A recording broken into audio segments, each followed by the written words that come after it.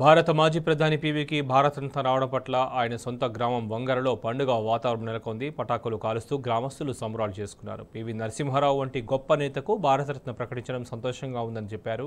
దీనికి సంబంధించి మరింత సమాచారం వంగర గ్రామం నుంచి ప్రతినిధి వేణు అందిస్తారు. శోభన్ చెప్పినట్టుగానే చూసుకుంటే ఈరోజు వంగరలో ఒక పండగ వాతావరణం నెలకొందని చెప్పాలి. ఎందుకంటే పీవీ నరసింహారావు వంగర చూసుకుంటే ఇటు యాక్చువల్ అయితే నర్సంపేటకు సంబంధించి చూసుకుని నర్సంపేట మండలం లక్నేపల్లికి సంబంధించినటువంటి పీవీ నరసింహారావును వంగరకు సంబంధించినటువంటి పీవీ రంగారావు దత్తత తీసుకున్నటువంటి పరిచయం అంటే 10 సంవత్సరాల అప్పుడు.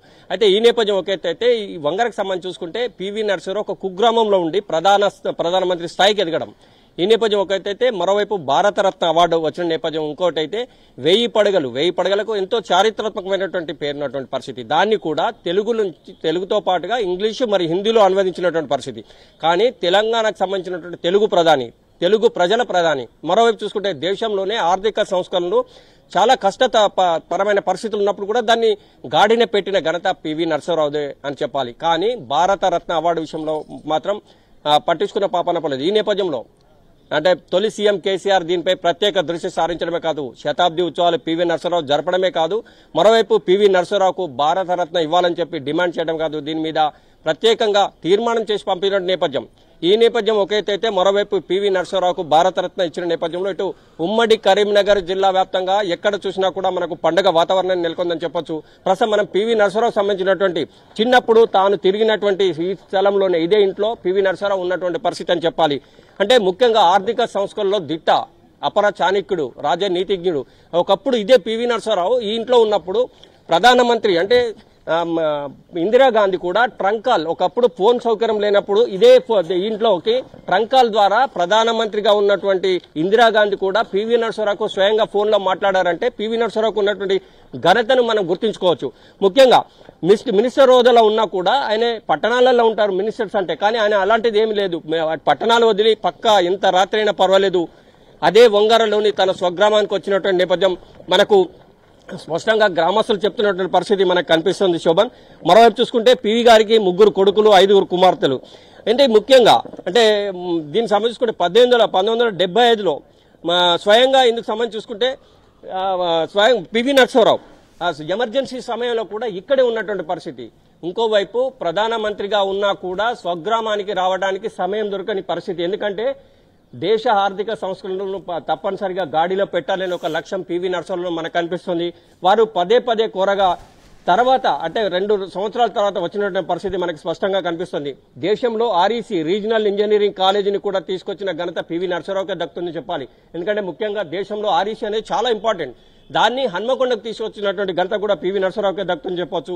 ముఖ్యంగా చూసుకుంటే ల్యాండ్ సీలింగ్ యాక్ట్ కూడా తీసుకొచ్చినటువంటి పరిస్థితి. ల్యాండ్ సీలింగ్ యాక్ట్ లో కూడా ప్రతి ఒక్కరు కూడా ఇంత మినిమం ఇంత ఉండాలనేది ఒక నేపథ్యం ఉండేది. కానీ ప్రతి ఒక్కరు కూడా దాన్ని మనం ఆచరించిన తర్వాతనే దాన్ని ఇతరులకు చెప్పాలనే నేపథ్యంలో 800 ఎకరాలకు సంబంధించినటువంటి ల్యాండ్ ని కూడా ఇచ్చినటువంటి పరిస్థితి పీవీ నరసింహారావుకి దక్కుతుందని చెప్పొచ్చు. ముఖ్యంగా మరోవైపు చూసుకుంటే ఇటు 1000 పడగలకు సంబంధించి చూసుకుంటే ఇదే ఇంట్లో ఒక ప్రత్యేకంగా ఒక రూమ్ లో కూర్చొని 1000 పడగలను తెలుగు సంబంధించిన దాన్ని హిందీ ఇంగ్లీష్లో అనువదించింది ఇదే ఇంట్లో అని చెప్పి స్థానికులు చెప్తున్న నేపథ్యం మనకు కనిపిస్తుంది.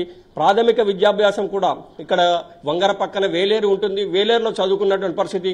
ఆ తర్వాత మాధ్యమిక విద్యను హన్మకొండలో చదివారు. ఇంకోవైపు వరంగల్ జిల్లా నర్సంపేట లక్నేపల్లి ఇక్కడ జన్మించినటువంటి పీవీ నరసింహారావు 1921లో జన్మించారు.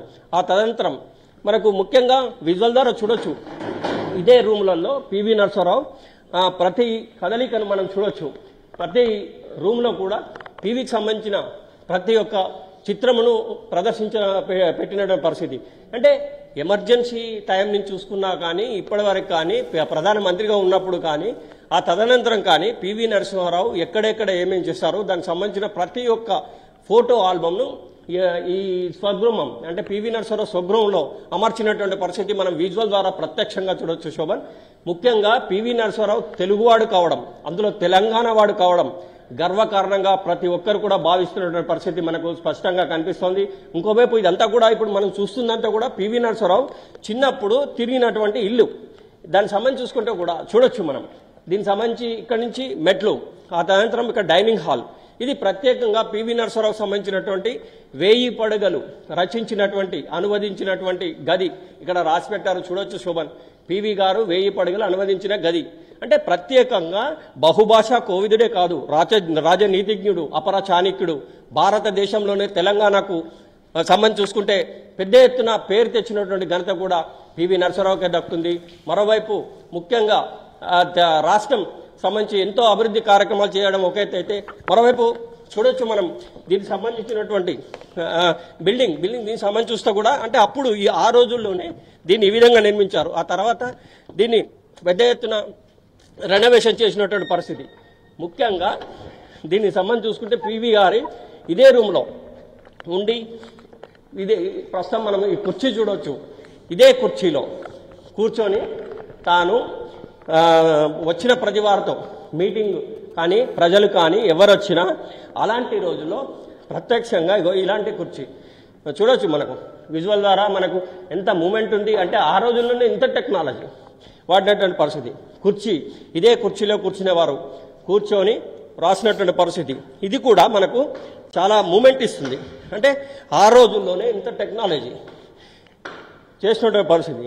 అంటే మొత్తం మీద అయితే పివి నరసింహారావు భారతరత్న అవార్డు రావడం ఒక ఎత్తు అయితే, వంగర గ్రామంలో ఎక్కడ చూసినా మనకు ప్రత్యక్షంగా గ్రామాన కాదు, ఉమ్మడి కరీంనగర్ జిల్లా కాదు, వంగరలో అయితే ఒక పండుగ వాతావరణం కనిపిస్తుంది.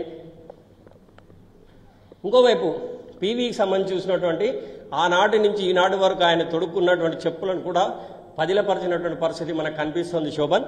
ఏదేమైనా కానీ భారత దేశానికి తెలంగాణకు సంబంధించిన ప్రధానమంత్రి కావడం ఒక ఎత్తు అయితే, కుగ్రామంలో ఉండి ఇక్కడే ఈ ఊర్లో చదువుకొని ఒక కుగ్రామం నుంచి భారత ప్రధాన స్థాయికి ఎదిగిన నేపథ్యం ఒక ఎత్తు అయితే, ఇంకోవైపు భారతరత్న విషయంలో ఇటు తెలంగాణ సర్కార్ పోరాటమే కాదు, దానికి సంబంధించి ఈరోజు భారతరత్న అవార్డు రావడానికి కూడా ఎంతో కృషి సల్పినటువంటి నేపథ్యం.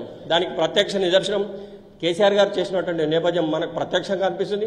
దానికి ప్రతిఫలం ఇప్పుడు మనకు స్పష్టంగా కనిపిస్తుంది.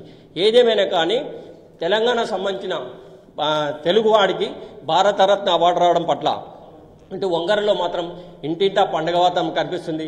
ఆర్థిక సంస్కరణల దిట్ట, బహుభాషా కోవిదుడు ఇలాంటి వ్యక్తి తమ గ్రామంలో పుట్టడం తాము చాలా గర్వంగా ఫీల్ అవుతున్నామని చెప్తున్న నేపథ్యం మనకు కనిపిస్తుంది శోభన్.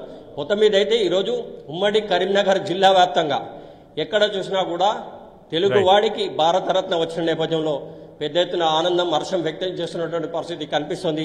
రాజకీయాల్లో కూడా రాజకీయ కోవిదుడు, అపర చాణక్యుడిగా పేరున్నటువంటి పీవీకి ఈ భారతరత్న రావడం పట్ల అందరూ అంటే సంతోషం వ్యక్తం చేస్తూనే కాదు, పటాకులు కాల్స్తూ పెద్ద ఎత్తున ఆనందం వ్యక్తం చేస్తున్న పరిస్థితి మనకు స్పష్టంగా కనిపిస్తుంది శోభన్. ఇది ఇక్కడ తాజా అప్డేట్స్. Photo studio.